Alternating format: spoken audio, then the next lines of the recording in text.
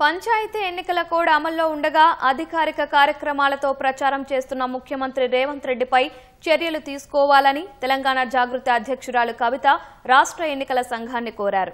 రాష్ట్ర ఎన్నికల కమిషనర్ రాణి కుముదినిని కలిసి సీఎంపై ఫిర్యాదు చేశారు. ముఖ్యమంత్రి అభివృద్ధి కార్యక్రమాల పేరిట పంచాయతీ ఎన్నికల ప్రచారం చేస్తున్నారని ఆరోపించారు. ప్రజాధనంతో కాంగ్రెస్ పార్టీకి మేలు చేకూర్చేలా సీఎం జిల్లాల పర్యటనలు సాగుతున్నాయని అన్నారు. దేశవ్యాప్తంగా ఓట్ చోరీ అంటున్న రాహుల్ గాంధీ ఈ వ్యవహారంపై స్పందించాలని కవిత అన్నారు. ప్రతిపక్ష పార్టీలు ఈ వ్యవహారంపై స్పందించాలని కోరారు. చాలా ప్రాంతాల్లో సర్పంచ్ పదవుల కోసం వేలంపాటలు నిర్వహిస్తున్నారని, వాటిపై చర్యలు తీసుకోవాలని కేంద్ర రాష్ట్ర ఎన్నికల సంఘాన్ని కోరినట్లు కవిత చెప్పారు.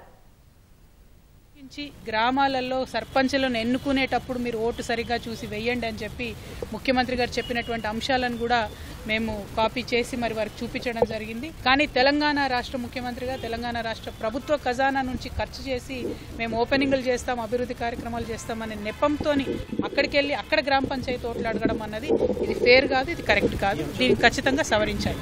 నిన్న జరిగిన మీటింగ్ అయితే మరీ దారుణం. అందరూ స్కూల్ పిల్లల్ని మొబిలైజ్ చేసి చెప్పి ఒక మీటింగ్ పెట్టడం జరిగింది.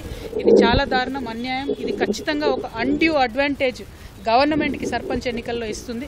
కాబట్టి గౌరవప్రదంగా ఫేర్ అండ్ ఫ్రీ ఎలక్షన్స్ జరగాలంటే మాత్రం ముఖ్యమంత్రి గారి టూర్ని నిలుపుదల చేయాలని చెప్పి మేము ఎలక్షన్ కమిషన్ని కోరడం జరిగింది.